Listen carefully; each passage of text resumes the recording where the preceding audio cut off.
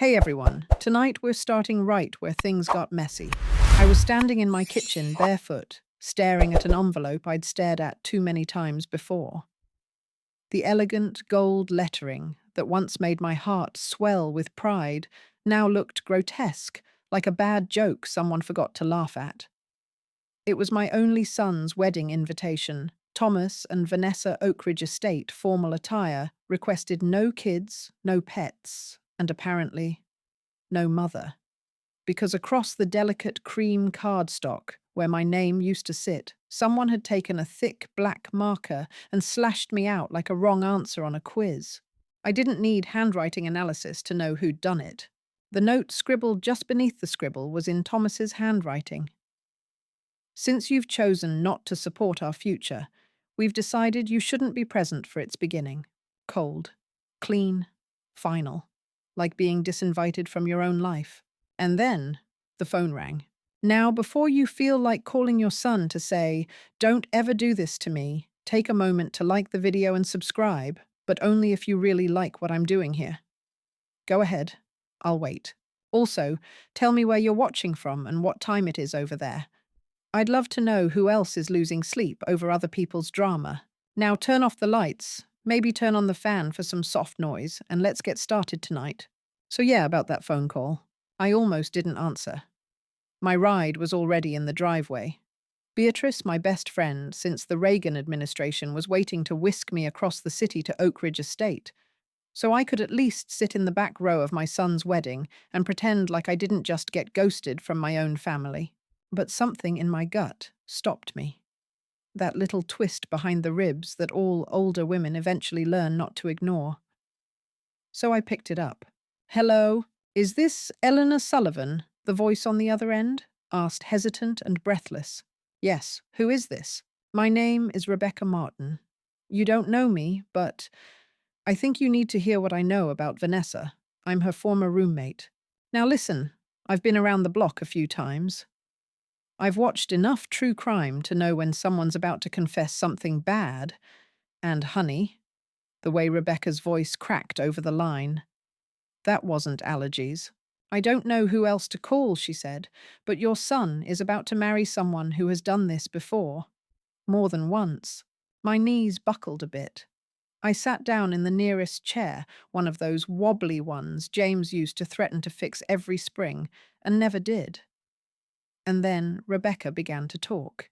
And what she said, well, let's just say there's not enough chamomile tea in the world for what she dropped on me. Apparently, Vanessa had a history, a pattern. She'd been engaged 3 times before, and each time she'd done the same thing, lured a man with decent income and loving parents, then convinced those parents to cough up their home's savings, anything that could help fund the lavish wedding of her dreams. Then, like clockwork, she'd back out just before the wedding, but only after securing assets, joint accounts, and expensive gifts. I was silent. Rebecca kept going. She told me about a fiancé whose parents sold their lake cabin to book a 5-star resort for a wedding that never happened. Another, whose mother took out a reverse mortgage and ended up living in a senior apartment complex with no balcony. And here I was, sitting in the same kitchen where James and I taught Thomas how to flip pancakes, holding an invitation to what might have been the 4th con job in a series. "She's calculated," Rebecca said, "and your son, he fits the profile." I remember hearing that and feeling a rage rise in my throat, not at my son, but at myself. Because part of me already knew. Part of me had known from the first time I met Vanessa. The way she looked around my modest bungalow as though it were a charity project. The way she complimented my curtain pattern like she was doing community service. But most of all, it was the way she'd asked me to sell this house, the house James and I built from prayers over time, and 2 mortgages to finance her fairy tale. Now here's an old age truth for you. Love can't blind you if you never take your glasses off. I guess I took mine off for a while. "Do you have proof?" I asked Rebecca finally. "Yes," she said. "Screenshots, texts, voice recordings. I just emailed everything to you, check your inbox." I used the alumni email listed under Mercy Hospital's directory. I really hope that's still your address. It was. And 5 minutes later, I was printing out enough documents to bury an entire rehearsal dinner. Here's your quirky fact of the day. You know flamingos are born grey. It's only after they eat enough shrimp that they turn pink. Well, let me tell you, my son had turned a little too pink from all the rich people shrimp around Vanessa. He didn't even know what his natural colour was anymore. Beatrice was tapping her watch at me through the screen door. I opened it and told her the truth. We're not just going to sit at the back of this wedding, I said. We're going to stop it. And that, my friends, is how I found myself in a formal dove-grey dress and borrowed pearls, sneaking through the back entrance of Oak Ridge Estate, with a manila folder full of secrets, a best friend with a resting ER face, and a heart that still, despite everything, just wanted to save her son. It wasn't how I planned to spend my Saturday. But life, like homemade jam, tends to boil over right when you stop watching the pot. The funny thing about memories, they hide in corners you forget to dust. That morning, as I was getting ready to face the most uncomfortable wedding of my life, I walked into the kitchen to grab the invitation one last time. I'd originally taped it to the fridge back when it first arrived, before the marker, before the threats, before the ultimatum. Just me, my tea, and a mother's pride. But today it wasn't just a piece of mail anymore. It was a monument to betrayal. I peeled it from the fridge with slow fingers, like unwrapping a wound. The house was too quiet. James would have made a joke about Vanessa's font choice, or maybe suggested we show up late and sit near the food table, strategic positioning, he called it. But James was gone.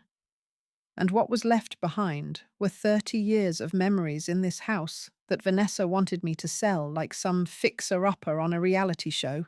The curtains in the kitchen, yellowed with sun, hung by James when we couldn't afford a decorator. The chipped tile floor laid by us one long Labor Day weekend with too many sore backs and not enough pizza. And the garden. Oh, the garden. Out the window, my alias were in full bloom, defiant in their brilliance. Every petal a tiny rebellion against this idea that I should abandon the life James and I had built together, just so my son could impress a woman with a Pinterest addiction. You want an academic debate? Try this: what defines a home? The property value, or the memories nailed into the walls? Thomas didn't seem to think that mattered anymore. When he first brought Vanessa over, I knew she was different. Not bad, just curated. Like one of those showroom kitchens where no one actually cooks. She walked into my house with the kind of confidence that said she thought she was doing me a favor just by breathing the same air. Mother Thomas said that day. Not Mom, not even Ma. No, he'd gone full PBS voice. Mother Vanessa and I have some exciting news. And just like that, they were engaged. Vanessa's ring was the size of a toddler's fist and just about as subtle. When the sunlight hit it, I swear a neighbor's cat got temporarily blinded. It's lovely, I said. I meant the engagement, not the ring, but Vanessa's face crinkled like I'd insulted her family's stock portfolio. Over the next few months, things shifted. I was still invited to their events, sure, but I never quite fit. Her friends wore labels I couldn't pronounce and laughed like someone had told them to. I smiled through it all like the dutiful relic I was fast becoming. Thomas, he didn't notice. Or maybe he did and didn't care. Then came the dinner. Low. A restaurant with so many vowels and so few prices on the menu that I nearly fainted when I saw the wine list. I had to dip into my savings just to cover the valet. And that's when they dropped it. Over champagne I didn't want, and a truffle risotto I couldn't pronounce. We've secured Oak Ridge Estate, Vanessa said, her teeth glowing with pride. It's where my parents celebrated their 30th. Daddy pulled some strings. The gardens are breathtaking. She showed me photos on her phone, gilded halls, fountains with lighting setups that belonged in music videos. That's impressive, I managed. And then, with the delicacy of a wrecking ball in heels, she went in. We were hoping, Vanessa said, placing her perfectly manicured hand over mine, that you'd help make it happen properly. I blinked. Help, I asked. Your house. Thomas jumped in, and just like that, the trap was sprung. It's worth at least $450,000 now, more probably. You could sell live comfortably at Sunny Pines and help us with the wedding, the honeymoon, and the penthouse deposit. He said it like it was logical, like it was kind, like it wasn't ripping out my roots and handing them to someone who'd never dirtied her hands in a garden. I pulled my hand away. I'm not selling my home. Vanessa's smile didn't falter, but it hardened. It's not a home, she said sweetly. It's a lot of maintenance. A retirement community could be lovely for you. Activities. Peers. Peers? I maintain it just fine, I told them. I trim the hedges, I fix the faucet, and I talk to my azaleas like any sane woman should. And no, I'm not ready to live in a building that smells like old spaghetti and resentment. That's when Thomas leaned back, exasperated. This is exactly why I didn't want to ask you, he muttered. You're always so stubborn. Stubborn. Is that what they call it now? When a woman protects what's hers. What followed wasn't a conversation. It was an autopsy. Vanessa accused me of selfishness. Thomas said I was clinging to a past I should have outgrown, that I was jeopardizing his future with my emotional hoarding.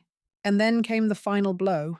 Either you help us start our lives properly, he said, or don't expect to be part of that life at all.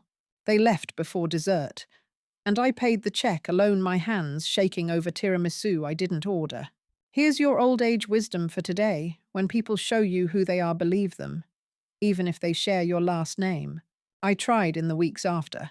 I called, texted, left voicemails, even went to his office once, only to be turned away by a receptionist who looked like she wanted to give me a hug but wasn't allowed to make eye contact. 3 weeks later, the invitation arrived again, this time mutilated. My name crossed out like I was dead. So I made a decision. I'd go, not to make a scene, just to witness, from the back, quietly, like a ghost. But as fate would have it, ghosts don't always stay in the back row, especially not when the truth comes calling. 3 years ago, if you had told me my son would fall for someone like Vanessa Bradford, I probably would have laughed, poured you a second cup of coffee, and said, "Oh, please, Thomas isn't the type to be impressed by labels or legacy." And I would have been wrong, very, very wrong. Thomas met Vanessa at some gala. It was one of those events with name tags in fancy cursive and a string quartet tucked behind some floral monstrosity. He'd just won an award for designing a wing of the city's art museum, something I was immensely proud of, by the way, and she was there representing a luxury marketing firm that specialized in curated brand experiences, which is a phrase that means absolutely nothing and everything at once. According to Thomas, it was love at first conversation. She gets me, Mum. He told me one night on the phone, his voice lighter than I'd heard in years. She understands the pressure, the ambition, and I foolishly was happy for him. Vanessa made her first appearance in my living room, wearing a blazer that cost more than my refrigerator. She took in my house the way someone might assess a B&B they wouldn't be caught dead sleeping in. Polite smile. Measured compliments. I could practically hear the mental checklist she was running. "Oh, this couch has such character," she said gently, brushing a hand over the faded upholstery James and I picked out during our second year of marriage. "It's held up," I replied with a smile that didn't reach my eyes. Vanessa was the type of woman who said things like aesthetic palette and brand alignment in casual conversation. I knew from the start she wasn't here for our potluck Thanksgivings and garden barbecues. She was after something shinier, but Thomas didn't see it. Or maybe he chose not to. He started dressing differently. Nothing wrong with that, of course, but the Thomas I knew had a weakness for worn flannel and mismatched socks. Now he was all slim fit and silk ties like a catalogue husband. And when he came over, he'd bring expensive wine and a quiet tension that didn't match the old creaky rhythm of my home. I remember one night in particular. We were sitting on the back porch, the two of them sipping something French, while I stirred chamomile into my chipped mug. Vanessa looked up at the stars and said, "I just think it's so noble how you stayed in this house, Mrs. Sullivan. like a period piece, frozen in time. I smiled. It's not frozen, it's lived in. She blinked, confused. Now here's your quirky fact of the night. Flamingos only get their pink color from the food they eat, mainly shrimp and algae. You starve them of those and they turn grey. You surround someone with too much sparkle and no substance, and I suppose they turn grey too in the soul. The longer Thomas was with Vanessa, the less pink he became. He stopped mentioning the little things, stopped calling to say he saw a funny movie or that he passed by the library we used to visit every Saturday. He talked about Vanessa's world instead, her business dinners, her parents' new penthouse, her friend who just bought a yacht for work events. I wasn't angry. I was adrift, like I'd raised a child who was now fluent in a language I no longer spoke. When they asked me to dinner at Lowe, I thought naively that maybe it was a peace offering, that maybe I'd been wrong, that they were going to ask me to help with flower arrangements or help pick a song for the mother-son dance. But no, they wanted my house. Vanessa pitched it like a business transaction. You've got equity just sitting here. Untapped potential. I wanted to scream. I wanted to throw my tea across the table and ask how dare she. But instead, I said I'm not interested in selling. Vanessa's eyes narrowed just for a second before she turned up the warmth. Of course. I totally get that. It's just, this place could go to someone who'd love it, give it new life. Meanwhile, you could be somewhere with community, support, amenities. She said it like she was offering me a trip to Disneyland. That was the first time I noticed Thomas didn't jump in to defend me. He just stared at his plate as if the linguine could offer him an escape hatch. That night, after they left, I sat in the garden until the stars came out. The same garden where James once built me a trellis for our anniversary, where Thomas learned to ride his bike without training wheels, where we buried our old dog Murphy in a shoebox lined with Thomas's baby blanket. How could I let that go for a 5-hour wedding and a villa in Bali? Here's your old age wisdom for this part. If someone asks you to trade your soul for a seat at their table, that's not a meal, it's a negotiation. In the weeks that followed, I watched my calls go unanswered. My texts met with silence or curt replies. Vanessa's name was always the subtext, whether she appeared or not. And then one day, I found myself shut out of everything. No more updates, no more invites, just that invitation mailed like a form letter. When I pulled it from the envelope, I smiled for just a second until I saw the marker. And then I didn't smile again for a while. Not until a woman I'd never met called and told me everything was about to fall apart. And maybe that wasn't the worst thing after all. The first thing I saw when I walked into the attic was a cobweb the size of a frisbee. The second thing was the dust. So much dust. The kind that settles in layers over time like emotional sediment. Every box up there had James's handwriting on it, thick black marker, always in all caps, because he said cursive was too smug for labeling. I wasn't there to organize. I wasn't even sure what I was looking for until I saw the cedar chest. James's parents had given it to us as a wedding gift, and I'd always thought it looked more like it belonged in a castle than in a starter home. But over the years it became a time capsule of our lives. Baby blankets, scrapbooks, letters, hospital bracelets, even Thomas's first lost tooth, which I now realize is a very creepy thing to save. But hey, we all have our quirks. That day, I knelt down, ignoring my knees' protests, and lifted the lid. The scent hit me first cedar and lavender. It nearly knocked me over. It smelled like my old life, like the comfort of being needed. And then I saw it, a small worn leather journal. James had started it the day we learned I was pregnant with Thomas. I hadn't opened it since his funeral. I couldn't. I'd put it at the bottom of the chest like a secret I wasn't ready to face. But now it was the only thing I wanted to hold. I carried it downstairs like it was glass.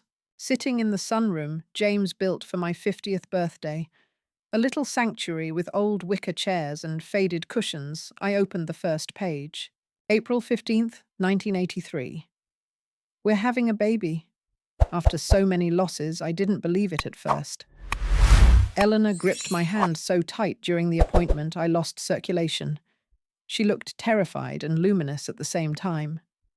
I keep thinking, what kind of father will I be, not like mine? I want our child to know they are enough exactly as they are. That sentence gutted me. I flipped the pages, each one chronicling James's quiet awe at fatherhood. December 8th, 1983. Thomas James Sullivan. 7 pounds, 4 ounces of perfection. I didn't know it was possible to love someone this instantly. I looked at his face and promised him the world. I promised I'd never let him forget how loved he is. Here's your quirky fact of the night. Wombats produce cube-shaped poop. No one's really sure why, but it might help it stay put and mark territory. There's your dinner party trivia. You're welcome. I turned another page. June 30th, 1987. Tommy built a tower out of blocks that defied physics. Eleanor says I'm reading too much into a toddler's play, but I swear the way he sees space and shape, there's something special there. He cried when it collapsed, but tried again until it stood taller. I see myself in him, but better. Kinder. The entries went on first days of school, scraped knees, soccer games, night terrors. September 5th, 1991, 2nd grade. He wore his new backpack like it was armor. He's nervous, sensitive. Like me, but trying so hard not to show it. Eleanor's better at drawing him out. She always knows the right questions to ask. I hope he remembers that when he's older, that her questions are her way of loving. And then came the final pages written during James's last few months. November 16th, 2011. He graduated with honours, top of his class. My legs could barely hold me, but I went. I had to see it. The pride on Eleanor's face, that's the image I want with me when I go. She's given everything for him these last 2 years while I've been sick. She's so tired. I worry he doesn't see it, that he'll take her for granted one day. December 3rd, 2011. I asked Thomas to take care of her. He promised. His eyes filled up, and I believed him. He's a good man, but ambition is a tricky thing. It can either lift you or blind you. I just hope he remembers what matters. Not the titles, not the money. Love, integrity, community. I closed the journal and stared at the wall until the sun changed angles. The truth is, James always saw it coming. Not this exact disaster, no, but the seeds of it. He'd worried about Thomas's ambition even back then, his need to prove something, his hunger for validation that sometimes made him forget the people already clapping for him. That day in the sunroom, I realized something that hit like a bag of wet laundry. I wasn't just fighting for my house. I was fighting for the part of Thomas that James saw so clearly, the part that believed love wasn't transactional, that home wasn't a line item, that parents weren't ATMs with throw pillows. I sat with that thought for a long time, and then I did something that surprised even me. I went to my bedroom, opened the top drawer of the dresser, and pulled out a small box. Inside was an old silver compass, James's grandfather's. It still worked, still pointed north, even when everything else felt upside down. I wrapped it gently in tissue paper and placed it in a small gift box. Then I wrote a note. May you always find your way home. With love, Mom. I didn't know if I'd be able to give it to him, but I knew it wasn't just a wedding gift. It was a breadcrumb, a way back. Old age wisdom for the day. Sometimes you don't need to fix the path, just leave a light on. The week before the wedding crawled by like a reluctant snail in molasses. Every morning, I'd wake up and instinctively reach for my phone, hoping foolishly that maybe Thomas had texted. That maybe after all the dust settled, he would remember who made his birthday cakes from scratch until he was 15. Who stayed up sewing his Halloween costumes even that time he insisted on being a traffic cone. But every morning the screen stayed dark. I found myself wandering the house in a kind of half-dream, touching things. Old photos, the dent in the hallway, where Thomas launched his toy rocket and accidentally knocked down the smoke detector. The slightly uneven bookshelf he and James built when Thomas was 10. The scuff on the baseboard from his scooter phase. A home may not be a museum, but mine was full of exhibits. It hurt in places I thought had scarred over. I spent more time in the garden that week than usual, pruning with a little more aggression than necessary. Alia petals were strewn like confetti, if confetti could make you cry, in the produce aisle. Beatrice came over on Wednesday, a tote bag full of practical suggestions, and absolutely no patience for pity. "You sure you want to do this?" she asked, as we sat with mugs of tea on the porch swing. "He crossed your name off the invitation L. That's not a small thing. That's not like forgetting to send flowers on your birthday. I'm not going to make a scene," I told her, as much for her as for myself. I have to see it. Even from the back. Even if he never looks my way." Beatrice looked at me like she was weighing the foolishness against the loyalty. Finally, she exhaled. "Then I'm driving you," she said. "I don't trust you not to hitchhike your way there with a suitcase full of casseroles." We spent the rest of the afternoon trying to figure out what I should wear. It felt like dress-up for a play I didn't want a role in. Everything in my closet felt either too sad or too defiant. Beatrice finally pulled a dove grey dress from her closet one with a subtle silver thread woven through the fabric. It was simple, quiet, dignified. She even lent me her vintage pearl necklace. "You look like someone who raised a good man," she said, adjusting the clasp. "Let's hope he remembers that before the music starts." That night I barely slept. There was a storm after midnight spring thunder that rattled the windows and matched the noise in my head. I lay awake wondering if James would have known what to do. Probably. He was always better at the calm before the storm speeches. By dawn, the world outside had been rinsed clean. The air smelled like rain and second chances. I sat in the garden with my tea, wearing the dress and the pearls, watching the light move across the blossoms. "I don't know if this is the right choice," I whispered into the breeze. "But I have to go. I can't just stay here while he makes a mistake this big." At 8:30 sharp, Beatrice pulled into the driveway, looking like a getaway driver in her practical flats and sunglasses. "You ready?" she asked, not getting out of the car. "Not even a little," I replied, locking the front door behind me. The plan was simple. We'd get to Oak Ridge early, sneak into the back, and I'd find a quiet corner where I could sit unseen. Maybe cry quietly. Maybe clutch my gift like some kind of maternal security blanket. I'd written no return address on the card. No guilt trip. Just a compass and a line. "May you always find your way home. With love, Mom." It was the only blessing I could offer. And then, just as I reached for the doorknob to leave, the phone rang. Beatrice leaned on the horn. I waved at her through the window and picked up the phone, part of me already expecting it to be a robocall about extended car warranties. It wasn't. "Is this Eleanor Sullivan?" a voice asked. Young. Shaky. "Yes. Who is this?" "My name is Rebecca Martin. We've never met, but I used to be Vanessa's roommate." And then the storm I thought had passed came back all at once. "I think there's something you need to know," she said, "about your son's wedding. About Vanessa." I didn't know who else to call. "Tell me?" I said, lowering myself into the chair by the door. My knees were already trembling. Rebecca's voice broke as she asked, "Did they ask you to sell your home?" A wave of cold washed over me. "Yes," I whispered. "I thought so," she replied. "You're not the first." She told me everything. About the other engagements. About the parents who gave up retirement homes, cabins, family heirlooms. All for a wedding that never happened. "She walks away with the money," Rebecca said. "And they're left humiliated, with nothing." "Why hasn't anyone done anything?" I asked, the rage climbing my spine. "She never technically steals," Rebecca said. "Everything is given freely. And she's careful. She makes sure everyone thinks she's the victim." My heart pounded so hard it felt like a drum in my ears. "I have proof," Rebecca said. "Screenshots, contracts, even a recording.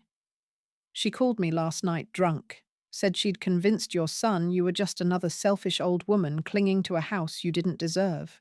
I pressed a hand to my chest. She laughed about it, Mrs. Sullivan.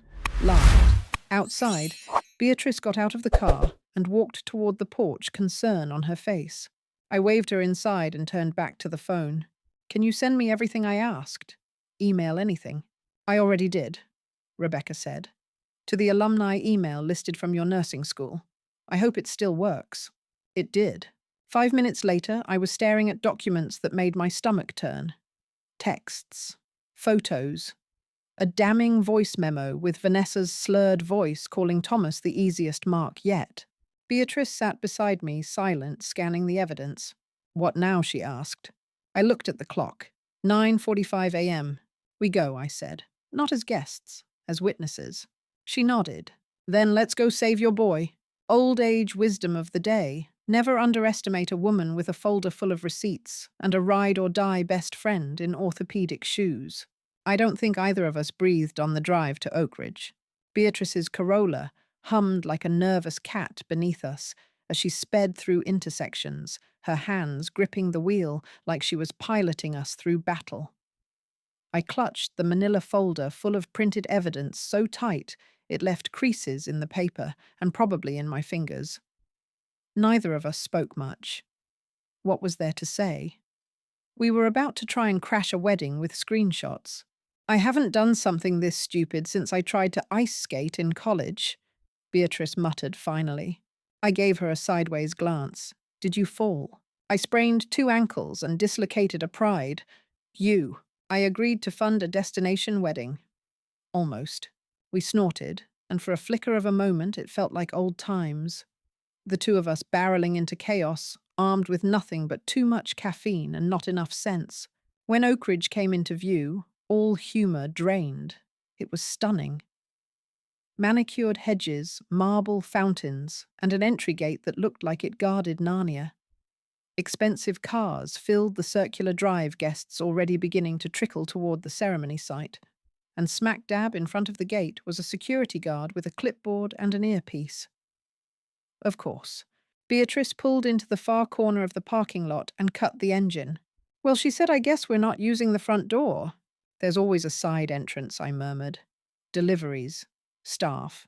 Every place has one. Beatrice arched a brow.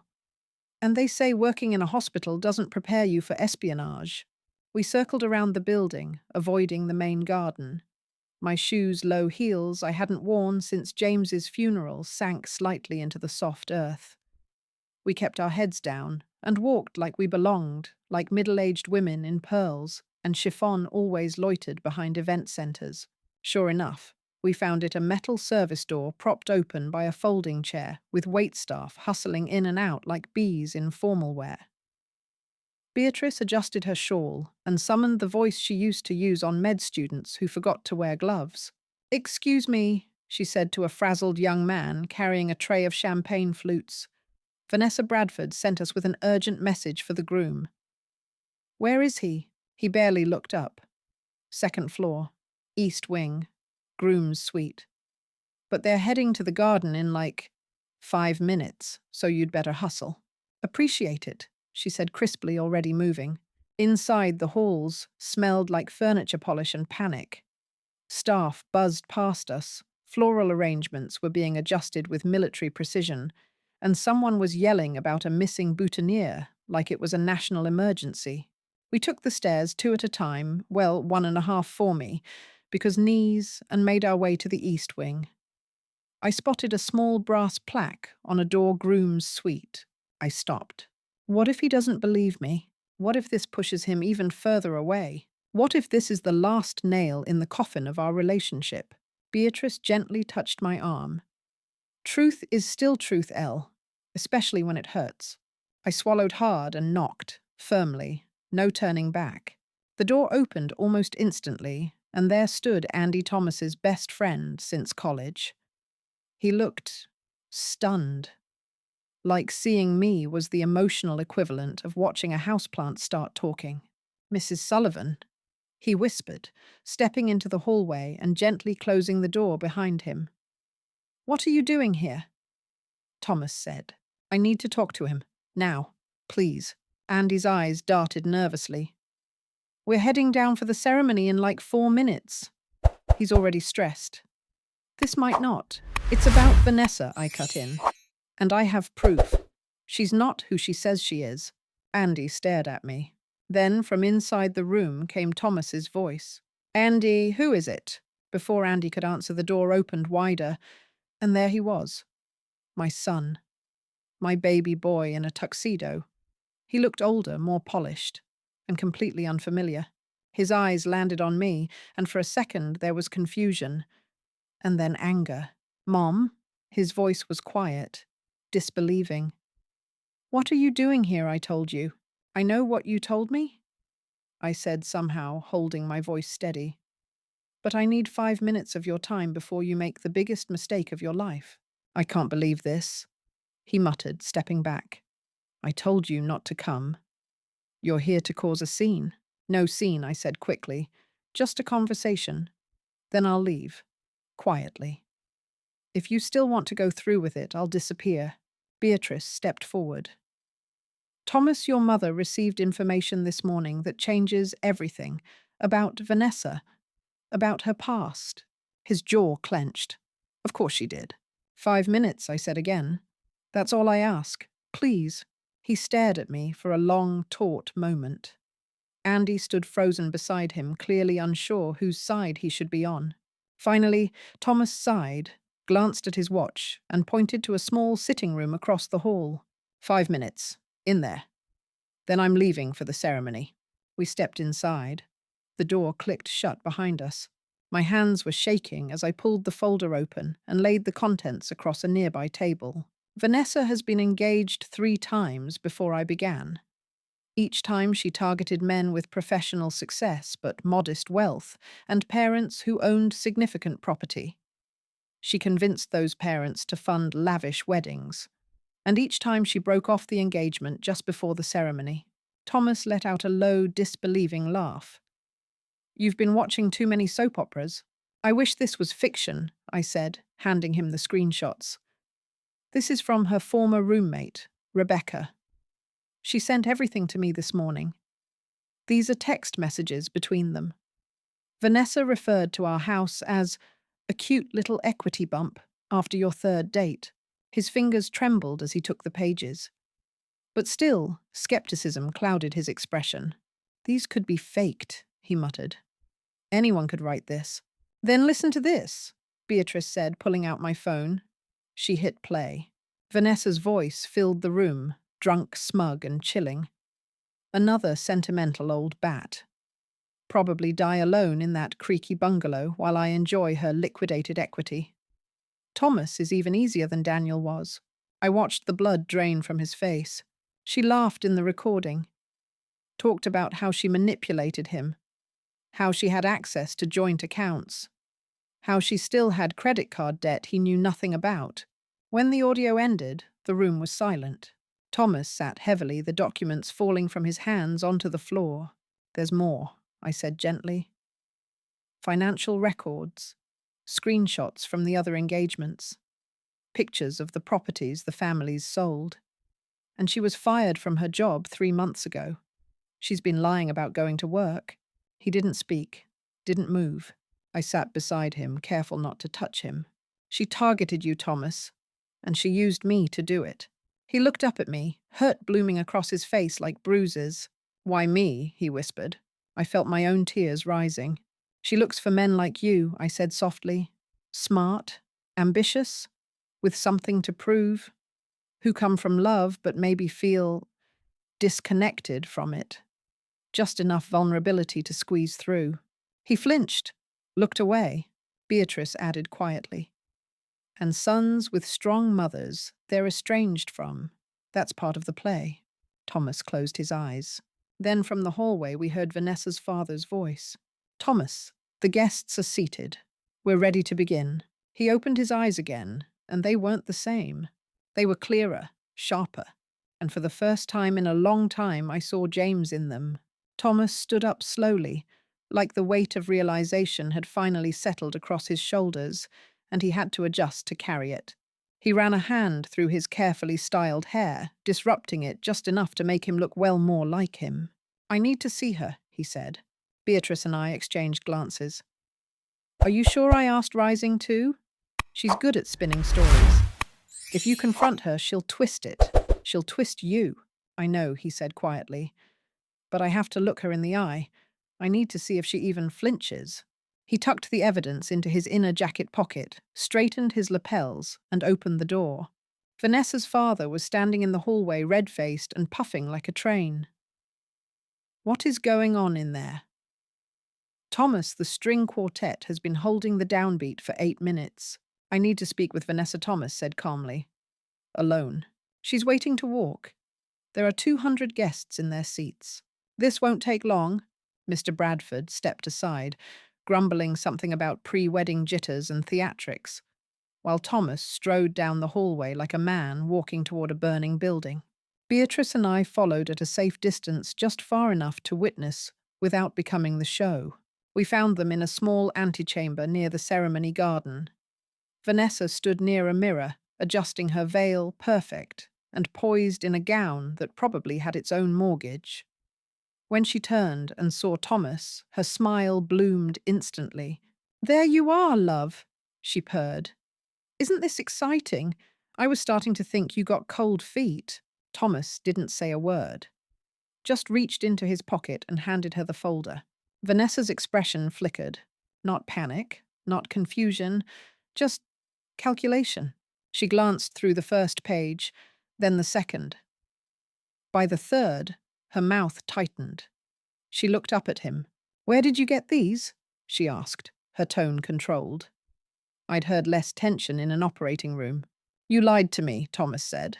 His voice was calm, almost too calm. "About everything." Vanessa took a deep breath, squared her shoulders, and launched into Act 1. "This is ridiculous. Whatever that woman sent you, Rebecca, right, she's unstable. She's been obsessed with me for years. Tried to ruin my last relationship. She fakes messages, manipulates screenshots. There's a recording. That stopped her." She blinked. Thomas continued a view. "Last night. Talking about me, about my mother, about our accounts, about how you planned this." Now came the tears. Not real ones. Vanessa was far too meticulous for anything as raw as real emotion. But her voice cracked, with just the right amount of betrayal. "Thomas, you can't possibly believe." "I didn't," he interrupted. "Not at first. But now I think I've known for a while. I just didn't want to see it." She stepped forward, reaching for his hand. "I love you," she whispered. Thomas stepped back. "No.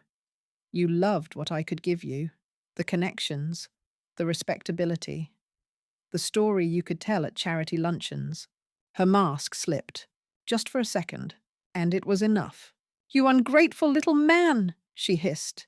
"Do you have any idea what you've just thrown away?" Beatrice, from our corner of the hallway, whispered, "There she is." Vanessa's voice rose now, no longer the glossy varnish of high society, but something brittle and sharp. "Who do you think you are without me? A second-rate architect from a second-rate firm. Your own mother didn't think you were worth attending your wedding until I came along." Thomas flinched, but he didn't back down. "You convinced me she was selfish, that she didn't support us. But she's the only one who never asked me for anything. And that my friends was the point where Vanessa lost control." She picked up a crystal vase from the corner table and hurled it at the wall. The crash was thunderous. Pieces scattered like confetti for a wedding that would never be. Staff came running. A planner in a headset whispered into her mic, looking horrified. Someone pulled out their phone. I prayed it wouldn't end up on the internet, but this is 2025, of course it would. Vanessa shoved past them all, storming down the hall, with the train of her dress flaring like smoke behind her. Her heels clicked like gunshots against the marble floor, and just like that she was gone. Thomas stood still in the middle of the room, shoulders slumped, as if all the adrenaline had drained from his body in one quick gust.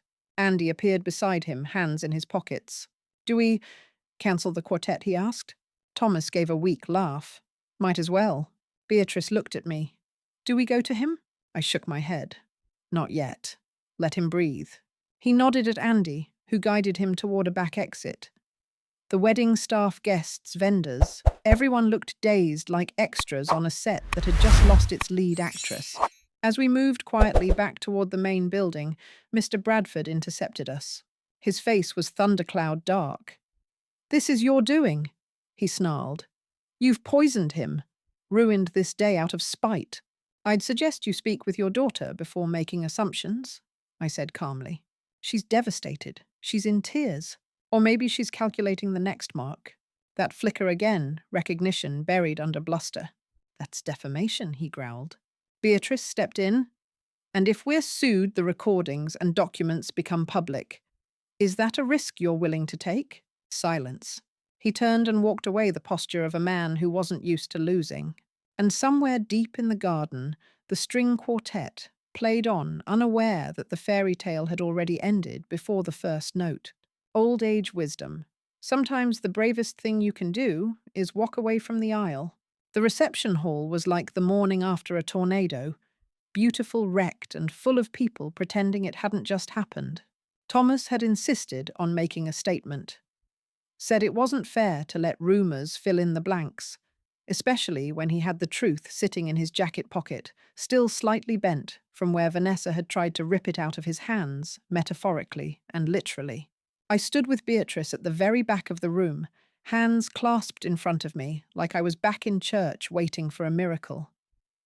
My son, now tie loosened, and jacket slung over his arm, walked to the center of the grand ballroom, like a man ready to apologize for cancelling Christmas. There was a murmur among the guests as he stepped forward. Whispers, confused frowns, one or two audible gasps from women in sequins who clearly lived for moments like this. Thomas cleared his throat, and the string quartet stopped mid-measure. All eyes turned to him. Friends, family, colleagues. He began, voice steady. Thank you for being here. I know today was supposed to be a celebration, and in a way it still is, but not the kind we planned. He took a breath. Everyone leaned in as though expecting a twist ending. You could practically smell the anticipation. That, or the overpriced centerpieces which smelled faintly of lavender and poor judgment. I've made the decision not to go through with the wedding, he continued. I won't get into personal details, but I've learned things, important things, that make marriage impossible. I'm truly sorry for the inconvenience, for the confusion, and to those of you who travelled far, I thank you deeply for coming. A collective breath was held, then slowly released. And please, the reception meal is still being served. I hope you enjoy it. It's already paid for. Now there was a polite smattering of applause, a few claps of relief, a few of support, and at least one from a guy I swear only came for the duck confit. Thomas gave a small nod and stepped back. He looked older than he had that morning. Not tired exactly, but tempered like steel. I didn't go to him right away. Instead, I watched from a distance as guests began to slowly move. Some left quietly. Some offered him a pat on the back. Andy gave him a bear hug that looked like it cracked a few ribs. Meanwhile, the Bradfords had vanished. Probably backstage trying to come up with a PR plan and booking Vanessa a one-way flight to somewhere discreet. That's the thing about wealthy families. They're like cats when things get messy. They disappear under the furniture until it's safe to purr again. Beatrice nudged me. Go, he's ready. I approached slowly. Thomas saw me and without a word opened his arms. We hugged. Not one of those brittle, polite hugs either. A real one. The kind that makes your ribs ache and your mascara run and your heart somehow beat a little easier. I'm so sorry, Mom, he whispered. I said things I can't take back. I stepped back and looked him in the eyes. Nothing you said can't be forgiven. But I hope you'll remember next time someone tries to tell you I'm the villain of your life story. He gave a watery laugh. Deal. We left soon after. The sky had turned a kind of gentle blue-grey, the air soft from the earlier storm. Thomas walked ahead slightly as Beatrice and I followed to the car. And for the first time in months, he wasn't checking his phone. wasn't flinching at every sound. He just walked like a man finally off the stage. We dropped him off at my house, his house now too. He'd left most of his things at the apartment, but he said he couldn't sleep there anymore. Not with Vanessa's ghost still floating around in the memory of where the furniture used to be. He went upstairs to change, and I started making tea. Beatrice peeled off her heels with a groan, rubbing her feet like they'd committed personal betrayal. "You did it," she said to me. "You really did." "I didn't do anything special," I murmured, stirring honey into the mugs. "I just showed up." "Exactly," she said. "That's what mothers do." Now here's your quirky fact of the night. Octopuses have 3 hearts. 2 pump blood to the gills and 1 to the rest of the body. But when they swim, the heart that serves the body actually stops beating. Sometimes survival requires us to stop moving, to rest, to float. That evening, Thomas and I sat on the porch swing like we used to. It was quiet. The garden smelled like wet earth and new beginnings. "I read Dad's journal," Thomas said softly, "while you were making tea." I looked over. His expression was unreadable. He really saw me. All of me. Even the flaws. He worried about this, didn't he? Not Vanessa, but the kind of choices I might make. I nodded. He believed you'd figure it out. He always did. Thomas leaned back, closing his eyes. "I don't know what happens next.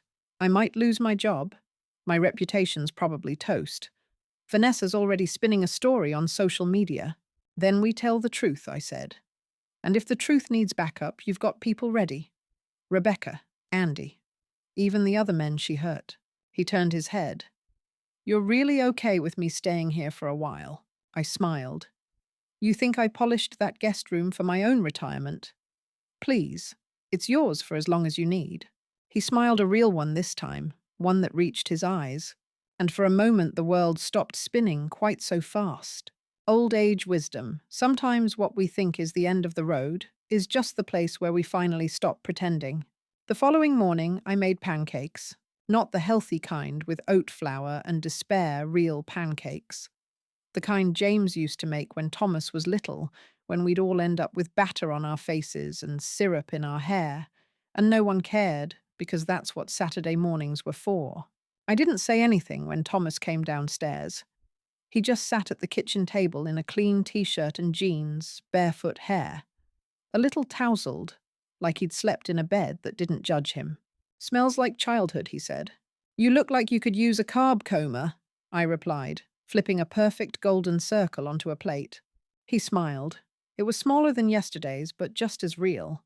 We ate in mostly comfortable silence, the kind of silence you only get when 2 people know each other well enough not to fill the space. After breakfast, his phone rang. He looked at it, hesitated, then answered. "Hi, Gerald," he said. And just like that, his voice switched to professional Thomas.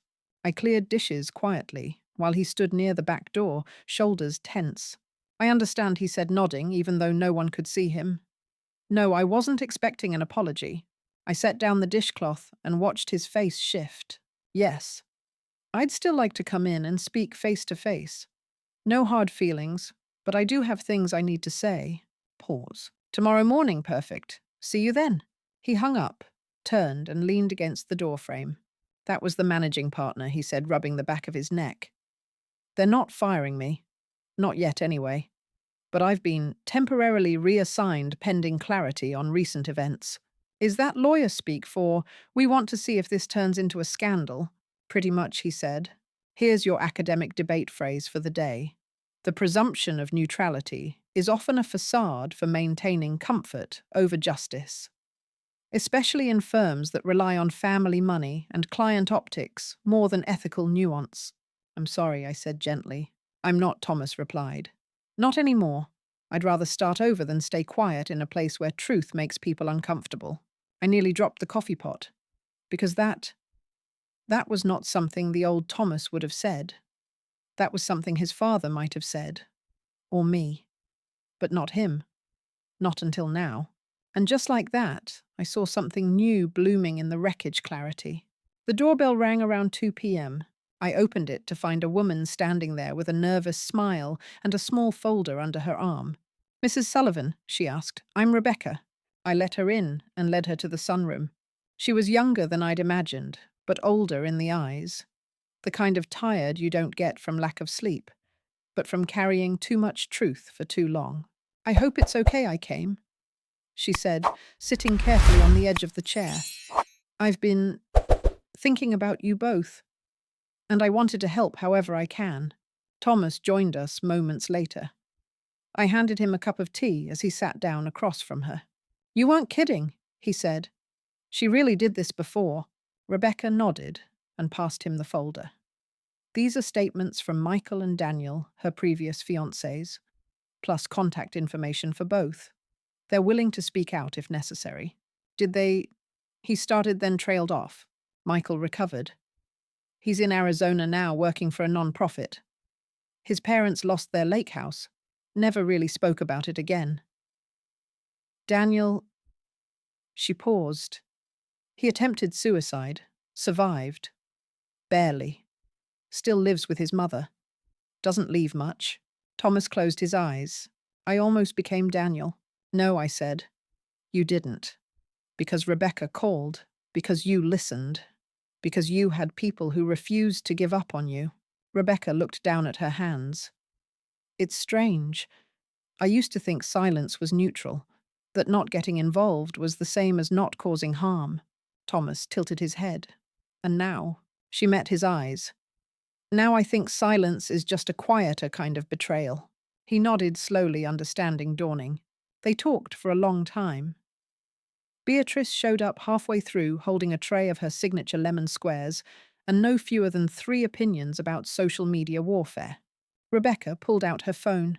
She's already posting, she said. Look.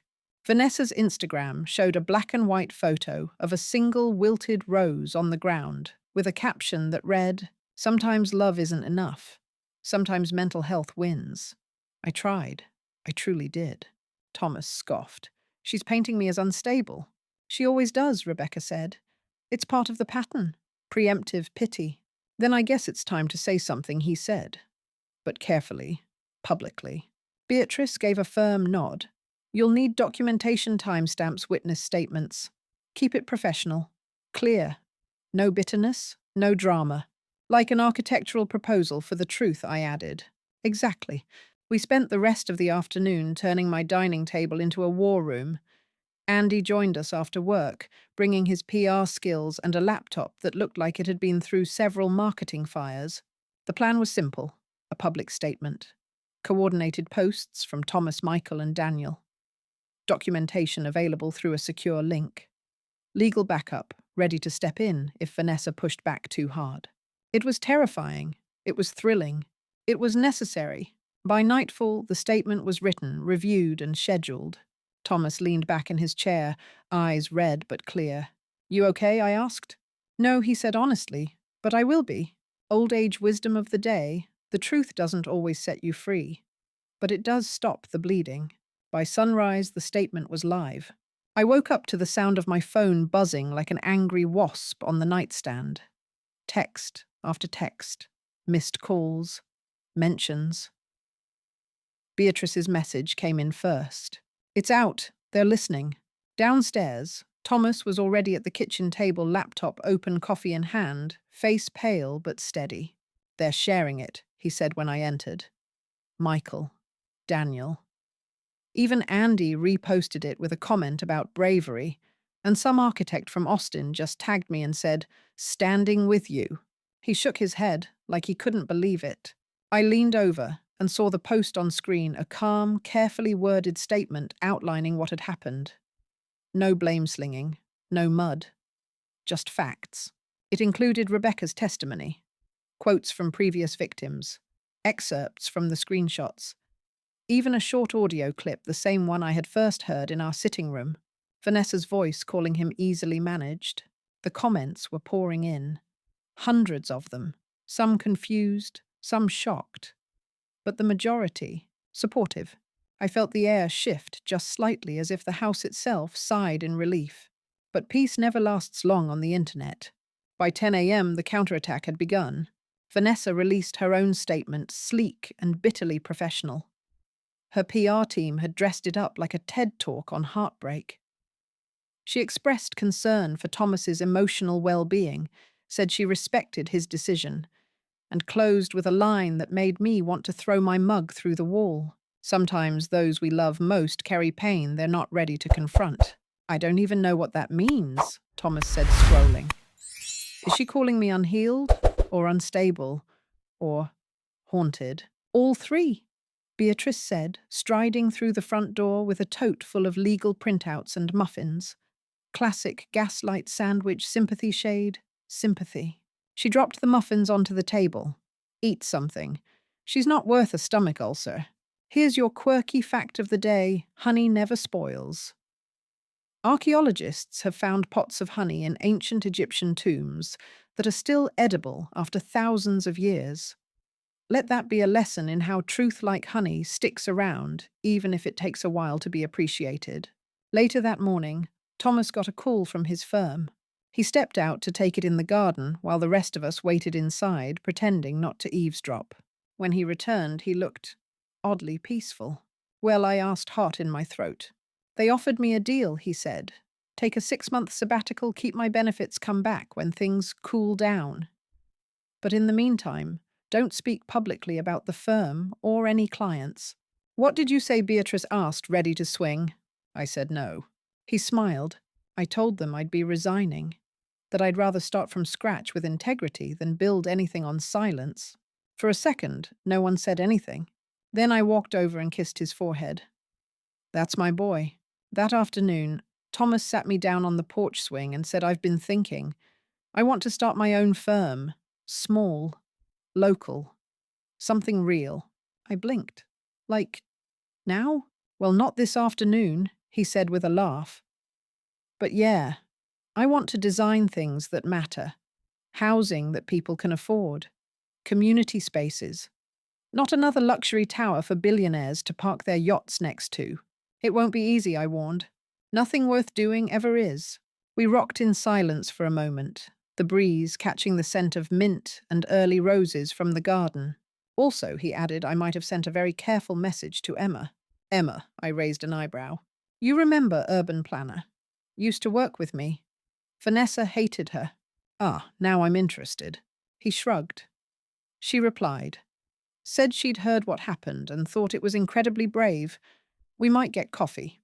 Beatrice, who had appeared behind the screen door with suspiciously good timing, mouthed the word coffee like it was a euphemism for something far more exciting. We didn't press. Let the boy have some privacy. Later that night, while washing dishes, I glanced over at the refrigerator. The defaced wedding invitation was gone. In its place, a new magnet. Just a simple wooden square with a hand-painted quote, Home is not a place, it's a feeling. Thomas had hung it there quietly while I was in the garden. I dried my hands, walked over, and ran my fingers across the smooth grain. There's your old age wisdom for the day. Sometimes healing looks like small gestures, tea on the stove flowers in the window, a magnet on the fridge. It doesn't have to be grand. It just has to be true.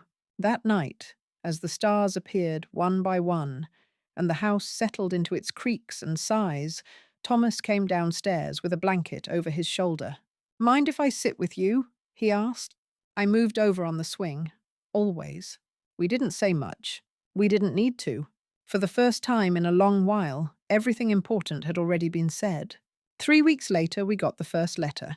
It came in a plain white envelope with no return address, postmarked from out of state. Inside was a single sheet of paper, typed neatly with no signature. I was almost number 4. She wanted me to meet her parents, said we could fly down together and see if my mother had anything left in her retirement account.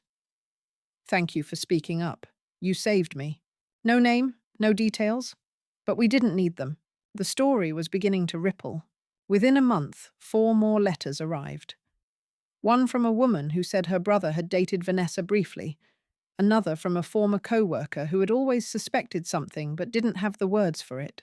Thomas started a small file labeled Letters. At first it sat in the kitchen drawer. Then it moved to the bookshelf in the guest room, which was slowly becoming his office. He read each one with quiet reverence, like prayers offered by strangers who didn't even know they'd been spared. Meanwhile, the world kept moving. Rebecca began writing op-eds for small publications about emotional fraud, financial manipulation, and the way society underestimates women like Vanessa. Her voice was clear, compelling, and surprisingly kind. She never painted herself as a victim, just a witness who decided not to look away. Thomas met Emma for coffee, then dinner, then a weekend walk through the sculpture gardens where they used to eat lunch. He didn't tell me much, but the smile when he came home told me enough. He also filed for a business license. Solace Architecture, he said one morning, showing me the mock-up logo. Places for people to breathe. It was perfect. Beatrice and I, of course, started planning a backyard celebration. Not a wedding, not this time.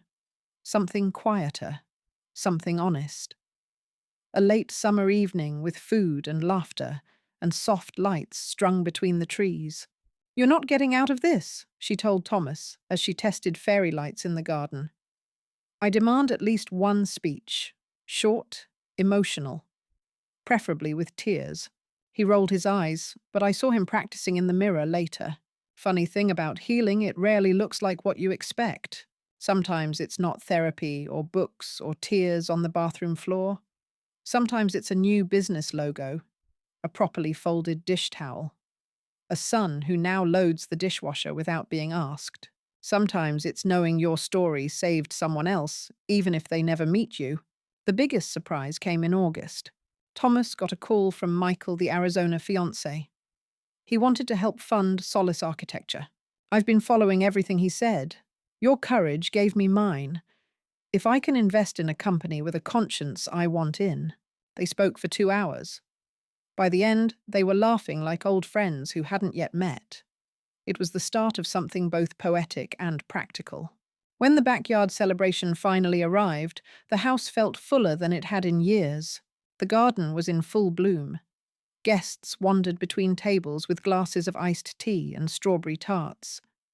Children ran through the yard with sparklers, while music drifted softly through the twilight.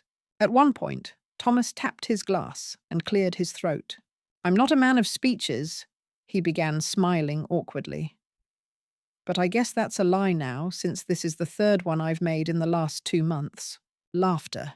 "But seriously, I want to thank all of you for standing by me, for believing me, for not letting me lose myself when it would have been so easy."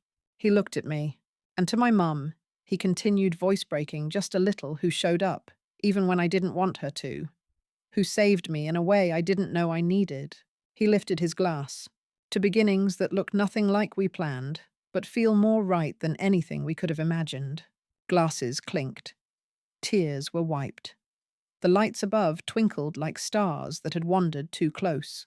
Later that night, after the guests had gone and the yard had returned to stillness, Thomas and I sat on the porch swing one last time. "I'm proud of you," I said. He leaned his head against mine. "I'm proud of us." And in that quiet, the full weight of the journey settled not as a burden, but as proof. Proof that truth is louder than lies. That showing up matters more than being invited. That some endings are just detours on the way to better beginnings. Old age wisdom. If you ever find yourself standing at the edge of a story that's falling apart, remember the truth might not save the moment, but it will always save you. Fall came slowly that year, like someone turning the dimmer switch down on summer. The leaves took their time, changing burnt orange, deep red, golden yellow, until the whole neighborhood looked like it had been painted in warm memory. On quiet mornings, Thomas and I would walk the block with steaming mugs in hand. We didn't talk much, just breathed. Sometimes the absence of noise is the loudest kind of peace. Solace Architecture opened its first small office in a converted historic building on Main Street. Brick walls, high windows, a creaky floor that reminded you to slow down. Emma helped design the interior. Thomas insisted on a bookshelf stocked with volumes by James Baldwin Meyer Lynn and his father's dusty old architecture textbooks, yellowed but still solid. Clients came slowly at first, then steadily. Retired couples wanting to downsize without giving up dignity, community centers seeking spaces with soul, a women's shelter that needed a redesign, not pity. Thomas listened, really listened. He sat in homes with broken porch steps and took notes on what people actually needed. Not open concept vanity, not granite countertops, just warmth, safety.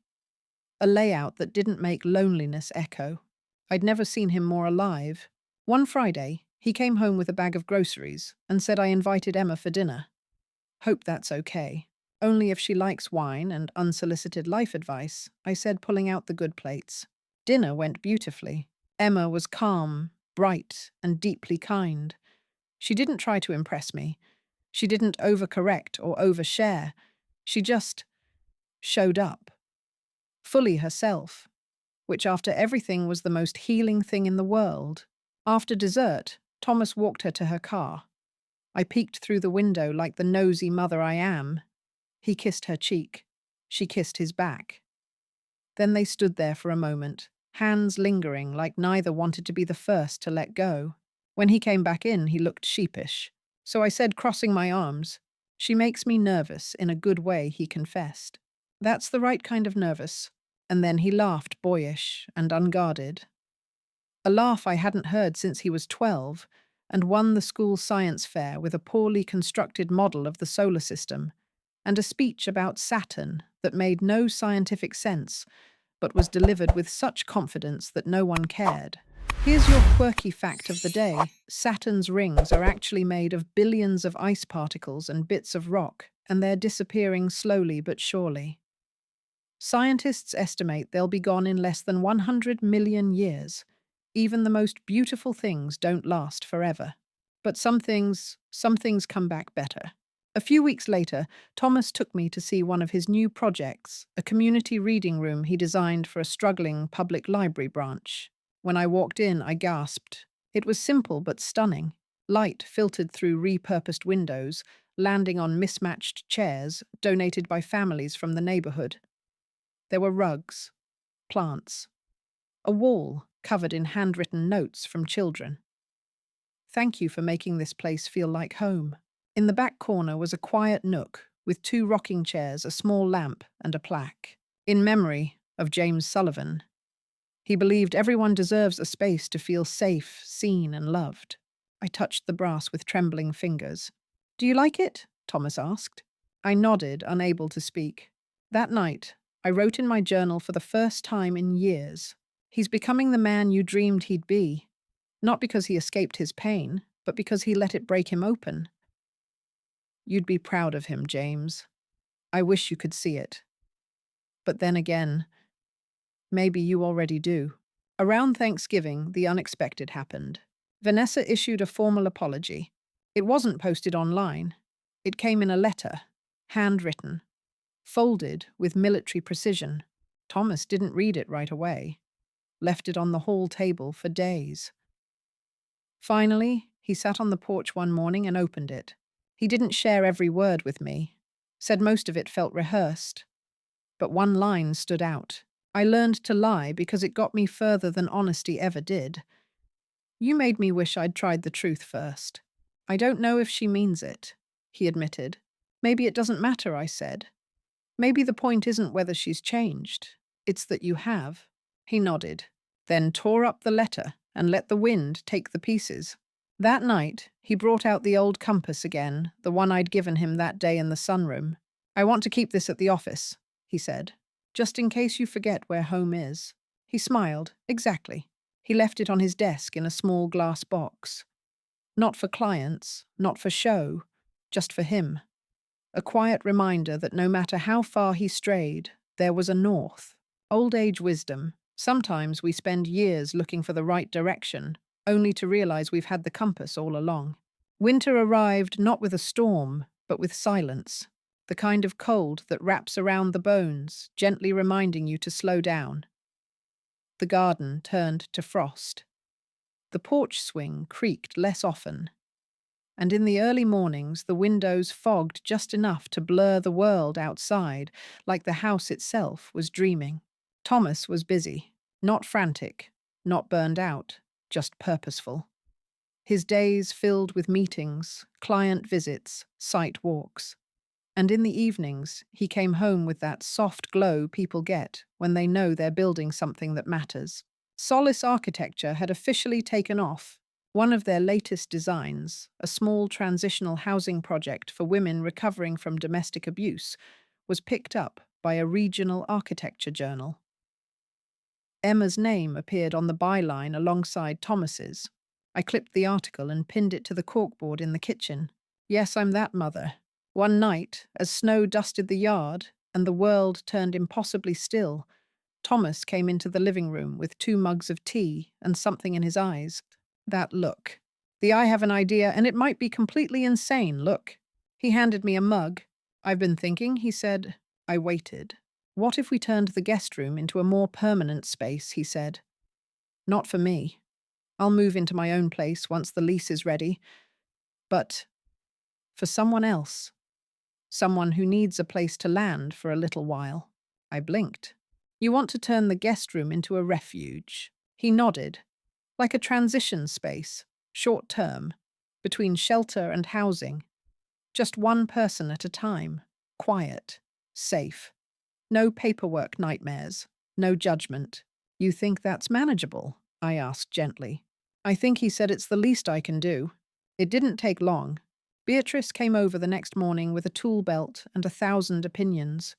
We added blackout curtains, a small desk, a bookshelf, a new lock for privacy, and a welcome basket with socks, a journal, and the good lotion. By New Year's, the room was ready. We didn't advertise, just let word circulate through quiet networks. One of Emma's colleagues knew a woman early 30s recently out of a long controlling relationship. She had a job, no criminal history. Just needed somewhere warm until her apartment paperwork cleared. Her name was Anya. She moved in with a single suitcase and eyes that didn't quite trust the softness of the sheets. For the first few days, we gave her space, left meals at her door, let her find her pace, and slowly she did. She started joining us for tea in the evenings, asked questions about the garden, laughed once at a rerun of Golden Girls. Then one morning she stood in the kitchen and said, "This is the first time I've slept through the night in months." We didn't make a big deal of it, just nodded. Thomas handed her a mug and said, "There's banana bread if you want some." She took 2 slices. Sometimes that's what healing looks like. And here's your quiet truth of the day. Not everyone needs a rescue. Some people just need a place where no one expects them to explain their pain. Later that month, I found an envelope tucked into the side of the refrigerator corkboard. Inside was a drawing pencil sketch, delicate lines. It was the guest room. The window open light pouring in a plant on the sill, a blanket folded at the foot of the bed. At the bottom corner, in small handwriting, "You gave me back a door. I'll walk through it when I'm ready. Anya."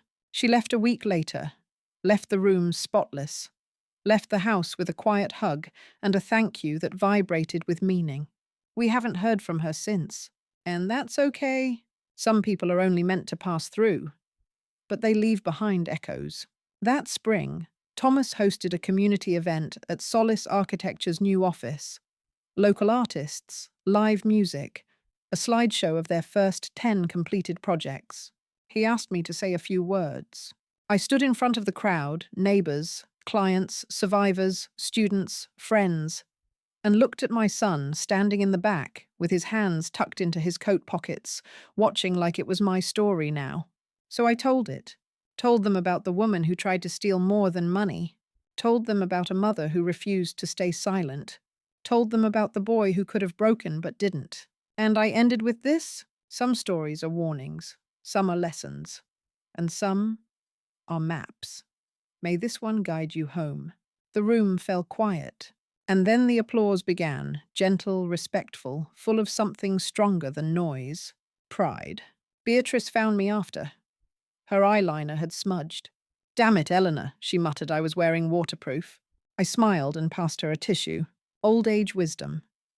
The stories we survive aren't just scars. They're instructions. For others. For ourselves. for the people who'll come after.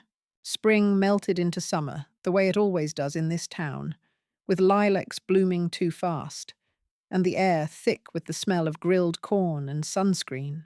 One morning I found Thomas out in the backyard, barefoot in the dew, just standing. He turned when he heard me. "I've been thinking," he said, brushing a bit of grass from his ankle. "I want to do something for Dad." I tilted my head. "You already have. Every day." "No," he said, walking over. "Something tangible. Something that lasts."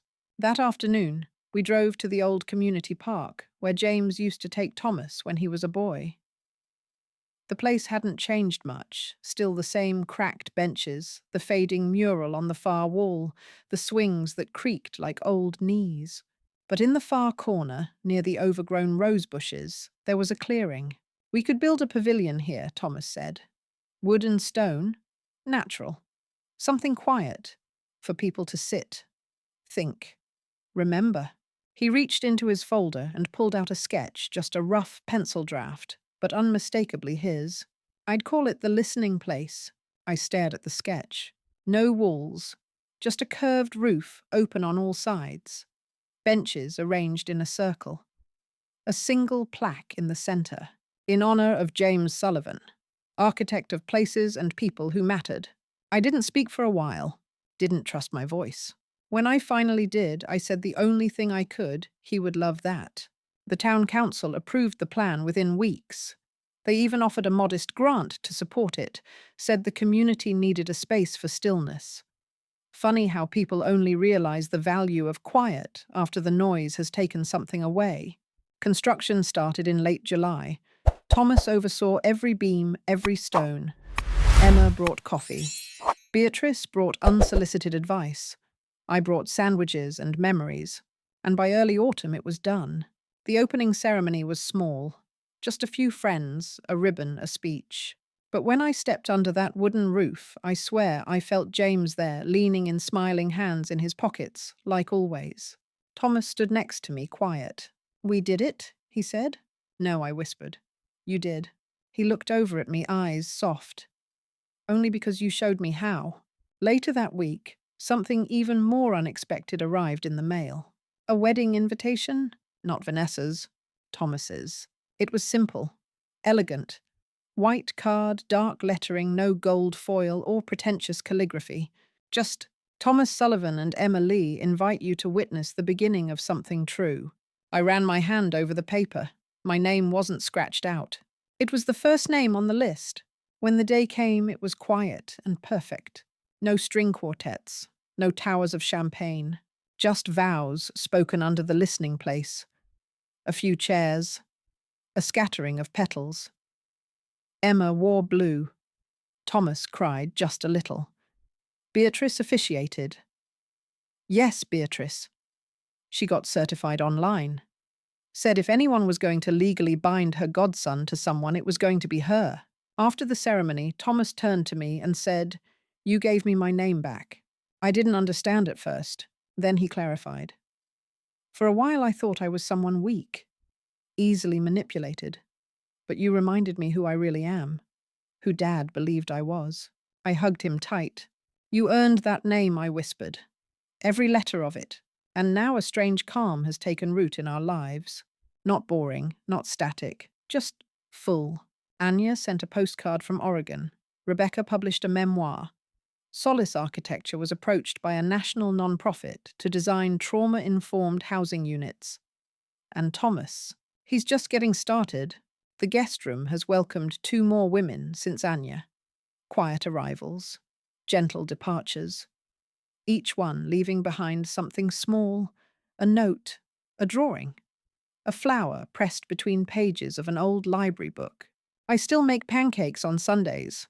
Thomas and Emma come by with groceries and stories. Beatrice complains that we're too happy now and threatens to stir up drama just to keep life interesting. And every so often I find myself sitting at the listening place, watching light shift through the trees.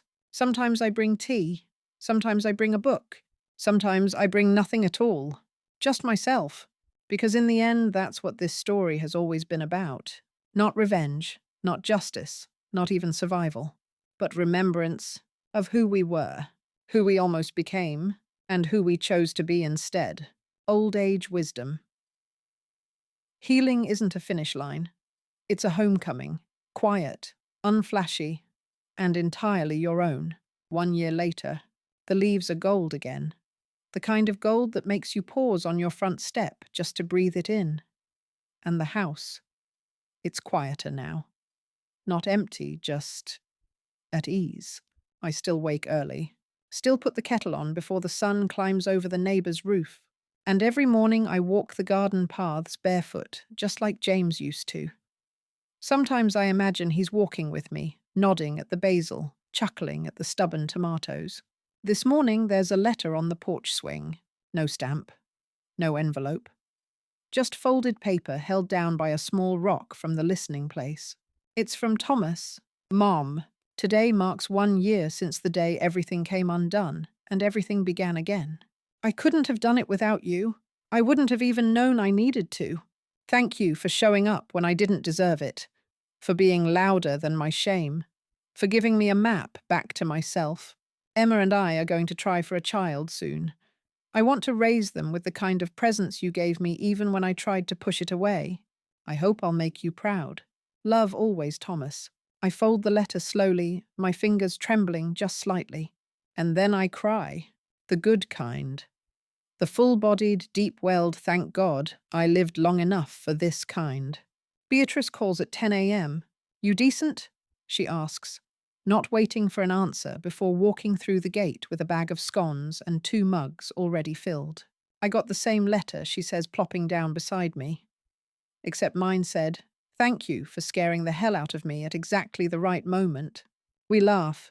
Then we sit quietly sipping tea in the backyard that has somehow become a monument to everything unspoken. The house has new creaks now. Good ones.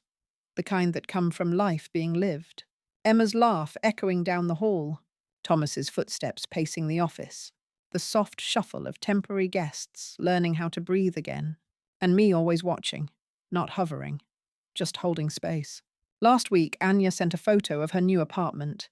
Tiny, sun-drenched, full of second-hand joy. She included a note. Sometimes we don't need someone to catch us. Just someone to remind us we were always capable of flying. Rebecca's memoir is going into its 2nd printing. Michael's non-profit just partnered with Thomas on a new housing design. And Solace Architecture.